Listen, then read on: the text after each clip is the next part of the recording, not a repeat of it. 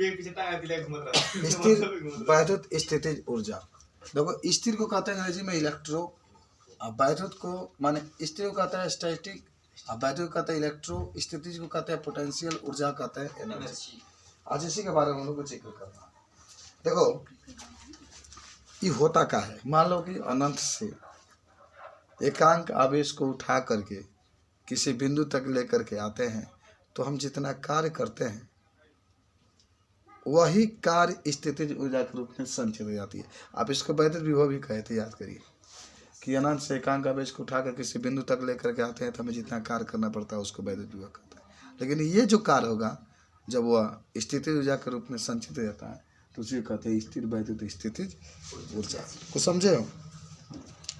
अच्छा, दो आवेश में कब प्रतिकर्षण होगा? जब जो दोनों प्लस होगा, उल्टा तो बताते हो, दोनों एक समान चिन्ह वाला होगा, दोनों प्लस होगा तब प्रतिकर्षण, दोनों माइनस होगा तब प्रतिकर्षण। लेकिन एक प्लस एक माइनस है तो आकर्षण होता है। तो दो वैद्युत आवेश एक दूसरे को आकर्षित अथवा प्रतिकर्षित करता था। आवेशों के एक दूसरे से दूर ले जाने में या एक दूसरे के समीप लाने में कुछ कार्य करना पड़ता है। ये कार्य उन आवेशों के निकाय में स्थितिज ऊर्जा के रूप में संचित हो जाता है। इसी निकाय को वैद्युत स्थितिज ऊर्जा कहते हैं। ठीक है ना? तो सिंपल सी बात होती है, या तो दो आवेश है, या तो दूसरे के पास लेकर आओगे तभी कुछ कार्य करना पड़ेगा, या एक दूसरे से दूर लेकर जाओगे तभी कार्य करना पड़ता है। और यही कार्य उस आवेश में स्थितिज ऊर्जा के रूप में संचित हो जाती है। इसी को हम लोग वैद्युत स्थितिज ऊर्जा कहते हैं। इसका सूत्र भी तुम लोग याद होगा, 1/4πε0 Q1 Q2। एकदम आज याद कर लेना बाबा, बहुत इम्पोर्टेंट है। आज यही मैं पढ़ा रहा था फिजिक्स में, तो थोड़ा सा समझे हो। जैसे मान लो ये प्लस क्यू है, ये प्लस क्यू है, ये पहला आवेश है, दूसरा आवेश है। जब दोनों को पास लाओगे तो प्रतिकर्षण होगा ना, क्योंकि दोनों समान चिन्ह वाले हैं, तो दोनों में होगा प्रतिकर्षण। तो इन दोनों को पास लाने में जितना कार्य करोगे वह इस निकाय में स्थितिज ऊर्जा के रूप में संचित हो जाएगा। या अगर प्लस क्यू है माइनस क्यू है तो क्या होगा? दोनों में आकर्षण। ठीक है, तो आपका सिंपल से परिभाषा होता है कि दो या दो से अधिक आवेश को एक दूसरे के पास लाने में, पास ला रहे हैं ना इसको, या एक दूसरे से दूर लाने में। देखो ये पास लाना चाहते हैं लेकिन पास नहीं आ पाएगा, ये दूर ले जाना चाहते हैं लेकिन दूर नहीं जा पाएगा। तो जब दो आवेश हों, दोनों को एक पास लाने में या एक दूसरे को दूर ले जाने में हमें जितना कार्य करना पड़ता है वही कार्य उस निकाय में स्थितिज ऊर्जा के रूप में संचित हो जाती है, स्थितिज ऊर्जा के रूप में संचित हो जाती है। इसी को हम लोग स्थिर वैद्युत कहते हैं। अच्छा, ये जब वैद्युत की बात होगी ना, वैद्युत तभी उत्पन्न होता है कि जब एक प्लस हो और एक क्या हो, माइनस, तभी ना वैद्युत होता है। तार है, बल्ब जो तक है, दो तार है, एक प्लस में एक माइनस में, तब यही बात बजाय नहीं होता। चालू कर दिया। तो लिखो, दो या दो से अधिक आवेश को एक दूसरे के पास लाने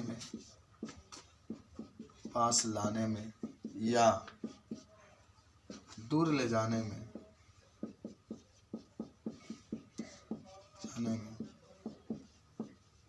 जितना कार्य करना पड़ता है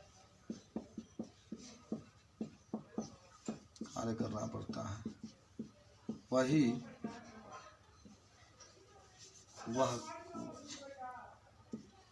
कार्य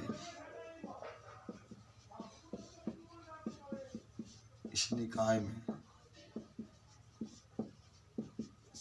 स्थितिज ऊर्जा के रूप में संचित हो जाती है। स्थितिज ऊर्जा के रूप में संचित हो जाती है। इसे स्थिर वैद्युत स्थितिज ऊर्जा कहते हैं। इसे स्थिर वैद्युत स्थितिज ऊर्जा कहते हैं। इसे यू से प्रदर्शित करते हैं, इसका मात्रा जूल होता है। इसे यू से प्रदर्शित करते हैं।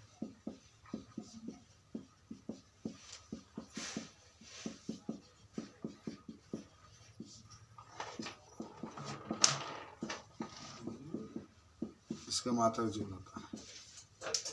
यू बराबर होता है 1/4πε0 इंटू Q1 Q2 बटा, ये सूत्र होता है। Q1 Q2 आवेश है ना, और आने के बीच की दूरी। जो लिखो दो बिंदु आवेश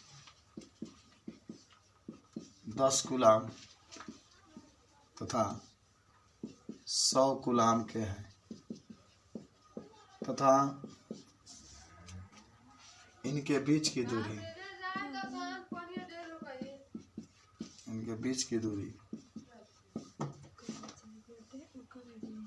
20 मीटर है। तो क्या बताना है? स्थिर वैद्युत स्थितिज ऊर्जा बताइए। 450 × 10⁻⁹ कितना बढ़िया सवाल है। दो बिंदु हमें देखो, जितना टॉपिक पढ़ते हैं ना इसमें दो दो सवाल हम आपको बताते रहते हैं कि कभी ये मौका मिले कि आपको ना महसूस हो कि हमको न्यूमेरिकल में माने कमजोर। दो बिंदु आवेश 10 कूलाम तथा 100 कूलाम के हैं, तो इनके बीच की दूरी 20 मीटर है। तो स्थिर वैद्युत स्थिति ऊर्जा बताइए। तुम लोग तो 12 में टैलेंट ही रहोगे, तुम भी टैलेंट रहोगे क्योंकि इतना मेहनत से पढ़ रहे हो। उस समय बच्चे अभी पढ़ेंगे, संघर्ष कर रहे हैं, तो तुम लोग गन बताना सवाल। चलिए हल करते हैं इसको। एक ये आवेश है तो Q1 मान लेंगे, एक आवेश है तो Q2, इनके बीच की दूरी है तो R, ये है तो U निकालना आपको। ये चार बस बातें। तो Q1 का मान 10 कूलाम, Q2 का मान 100 कूलाम, R का मान 20 मीटर, U आपको निकालना है। U बराबर 1/4πε0 Q1 Q2 बटा में R मारो है का पूरा मान कितना हो गया इसका? 9 10 के ऊपर 9, Q1 का मान 10, Q2 का मान नीचे 20 एक जैसे एक जीरो काटे भाग दे दो। 4.5 गुणे 11 को 10 के ऊपर 11 चूल्हा है। कब वो हैंग लिखा गया आंसर? एक अंक बाद 10 होना चाहिए, एक अंक बाद 10 होना चाहिए। Q1 का मान 25 कितना है? 25 माइक्रो कूलाम है। माइक्रो का ये चिन्ह है तो 25 माइक्रो होता है 10 कूलाम। हाँ दूसरा 25। हाँ वैसे कोई बात नहीं कि आगे पीछे लिख सकते हो। अच्छा एक बात बताइए, कब एगो जीरो रहे तो समझे हमने को न्यूमेरिकल पे ज़्यादा ध्यान दिया जाए। फिजिक्स तो नहीं आपको ज़्यादा पढ़ा रहे हैं कि कबो एगो जीरो होके ना तो -6 में से एगो जीरो के घटा दिए देना, -5 लिख सकते हैं। 2 का जीरो है तो 2 घटा देना, -4 हो जाता है। खैर इतना लिखो। R का मान 5 सेंटीमीटर, 5 × 10⁻² मीटर, तो 5 × 10⁻² मीटर इतना तब लिखे। अब आपसे U पूछ रहा है तो U का मान डायरेक्टली लिख लो 9 × 10⁻⁹ Q1 Q2 बटा में R। अरे वही लिखते 1/4π फिर इतना भरते हैं आप, तो इसको लिख लो 9 × 10⁻⁹ Q1 का मान ये 25 है, 25 × 10⁻⁶ गुणे Q2 का मान 50 × 10⁻⁶ 50 × 10⁻⁶ बटा में R के मान 5 × 10⁻⁻², तो 5 से है करे काट दो 10 बार में कटेगा। जानते हो क्या करो? 25 नवा क्या होता है? 225 गुणे देखो भाई 6 कितना हो गया? 12।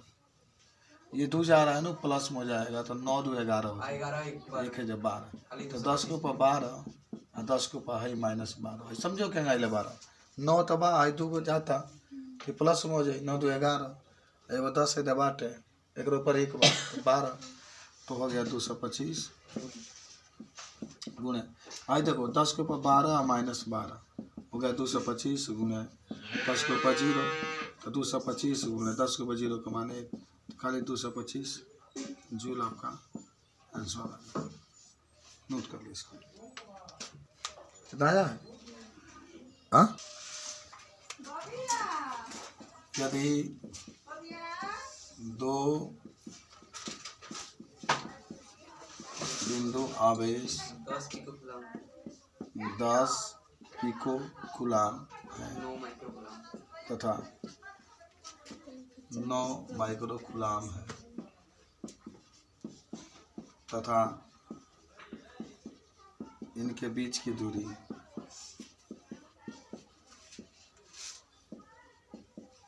25 सेंटीमीटर है तो स्थिर वैद्युत स्थिति ऊर्जा बताइए। ये क्वेश्चन लग जाएगा तुम लोगों से हाँ कि बता दे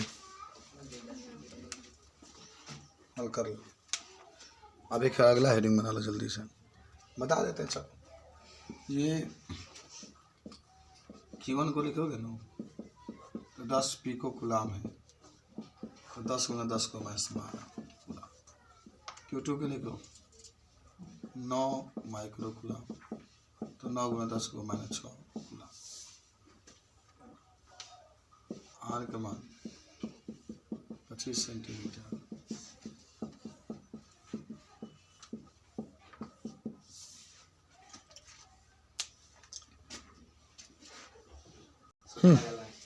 चल गया टीवी का मान निकालो 1/4 एप्सिलॉन 0 इंटू Q1 Q2 बटा 5 तो इसके पूरे की जगह पर 9 गुना 10 को करना Q1 का मान 10 गुना 10 को माइनस 12 Q2 का मान 9 गुना 10 को माइनस 6 और नीचे आई खाली R होता है 25 गुना 10 को माइनस तो पहले क्या होगा कुछ कटेगा ना कटी तो 9 में 9 से गुणा कर दे 81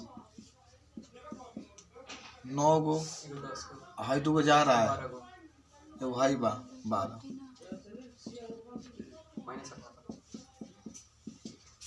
तो नीचे 25 है तो 25 अब भाग दो 25 थे 75 3.24 गुणे 12 से 12 कट गया खेला खत्म का 10 को माने 6 जूल आपका आंसर सोच लो कितना बढ़िया क्वेश्चन था आपको।